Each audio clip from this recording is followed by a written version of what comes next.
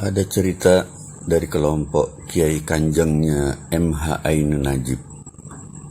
Mereka mengunjungi Mesir. Pada saat itu mereka menunjukkan penampilan seni di mana penyanyi-penyanyinya menyanyikan lagu Arab, kalau nggak salah begitu ya, atau pembacaan Al-Quran. Nah, di situ mereka orang Mesir itu yang Arab terperanjat. Ini bahasanya, pengucapannya kok sempurna ya, lebih fasih dari mereka yang katanya orang Arab.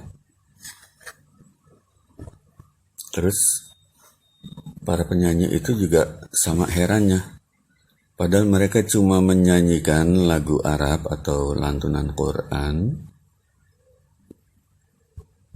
dan mereka tidak bisa bahasa Arab. Dalam arti bahasa Arab percakapan mereka tidak bisa, sekedar menyanyi aja, ibarat kita nyanyi lagu barat ya, tapi kita nggak ngerti maksudnya apa gitu. Bahasa Inggris kita bisa nyanyiin, cuman nggak ngerti bahasa Inggris katakanlah gitu ya. Nah, ini dalam hal ini mereka yang penyanyi itu tidak mengerti bahasa Arab. Ini kejadian yang menarik, lucu juga gitu ya. Jadi yang namanya hardware itu ya, sebutlah gitar, bunyinya ya kayak gitar gitu ya. Ukulele bunyinya kayak ukulele. Sitar bunyinya kayak sitar. Nah, ketika hardware-nya orang Indonesia itu dibunyikan, kok bisa sempurna bahasa Arabnya? Cengkoknya itu bisa pas, cengkok yang ideal gitu ya. Di sini gue banget punya hipotesis bahwa memang orang Indonesia ini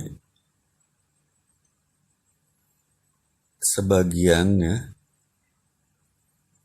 kalau nggak disebut sebagian besar kali ya, itu memang ada keturunan dari Ismail alaihi salam ya.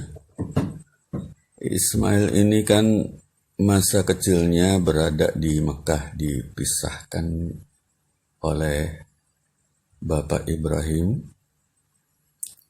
Jadi bersama ibunya Siti Hajar di tanah yang tandus, dan di situ dia mulai sebagai musta'ribah, orang non-Arab yang diarabkan. Ibaratnya kalau di sini peranakan Chinese atau peranakan Arab ya, itu mereka di Indonesiakan.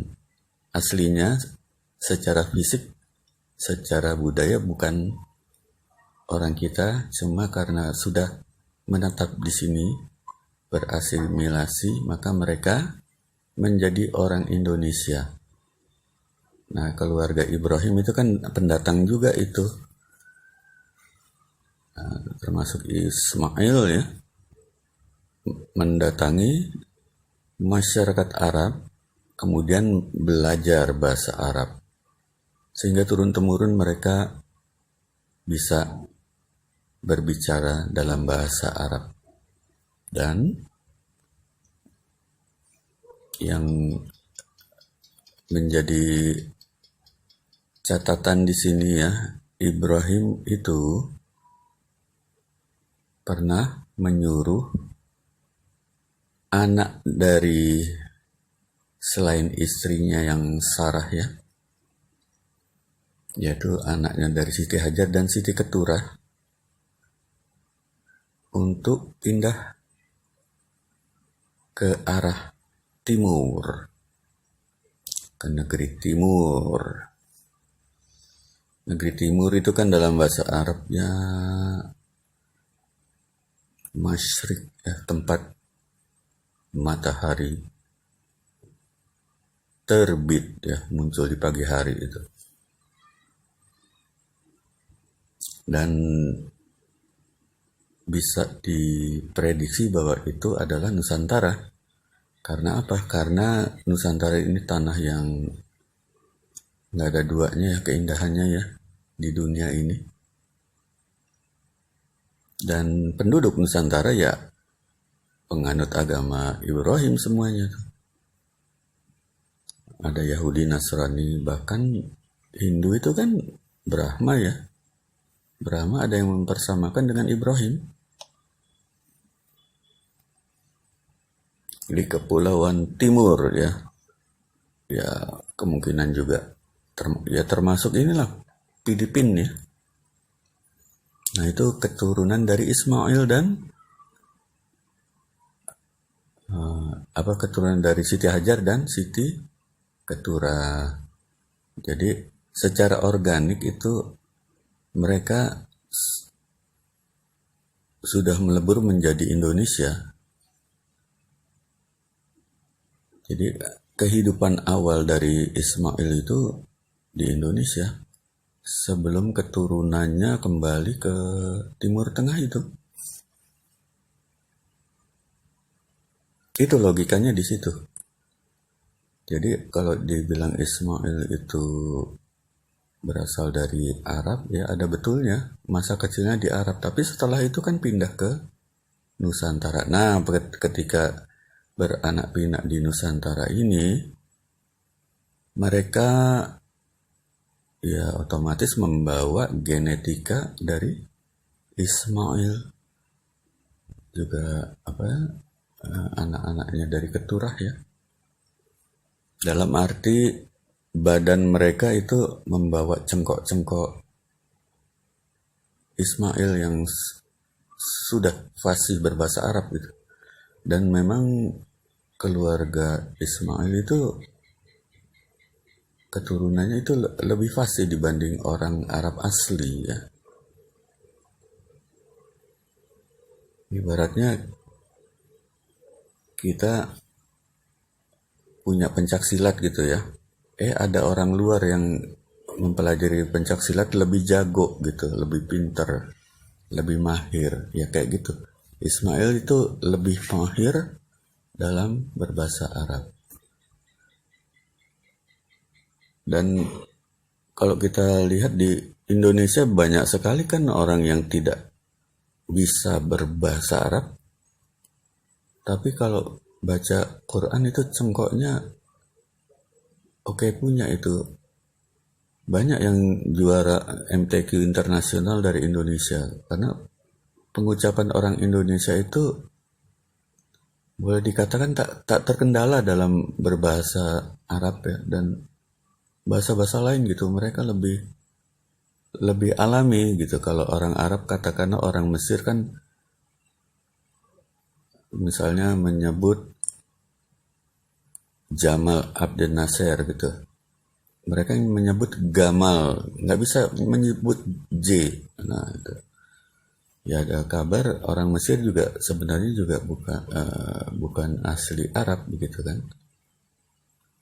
Tapi kalau keturunan Ismail tuh bisa menyebut J dengan apa adanya, nggak disebut G. Jamal ya Jamal aja, bukan Gamal.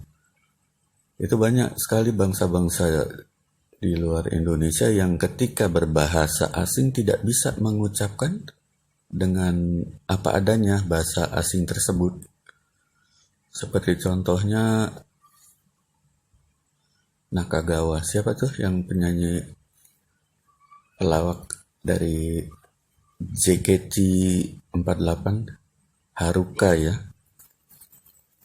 Itu kan nggak bisa sempurna berbahasa Indonesia gitu kan. Sebaliknya kalau orang kita berbahasa asing itu bisa sempurna. Nah, jadi kalau kenapa kita ini secara nyata di dunia nyata bisa berbahasa asing, Ya karena memang mempunyai garis keturunan dari leluhur yang berbahasa asing tersebut. Termasuk juga bahasa Inggris ya. Kok kalau kita lihat di Ome TV, orang-orang dari mana ya, Rusia, dari mana gitu, bilang, your English is good katanya. Nah, ini juga perlu dikorek lagi, ini sebenarnya sejarahnya gimana kok bisa berbahasa Inggris dengan baik. Ini nggak terlepas dari cengkok gitu kan. Dan memang kenyataannya Indonesia memang lahan yang bangsa-bangsa manapun itu datang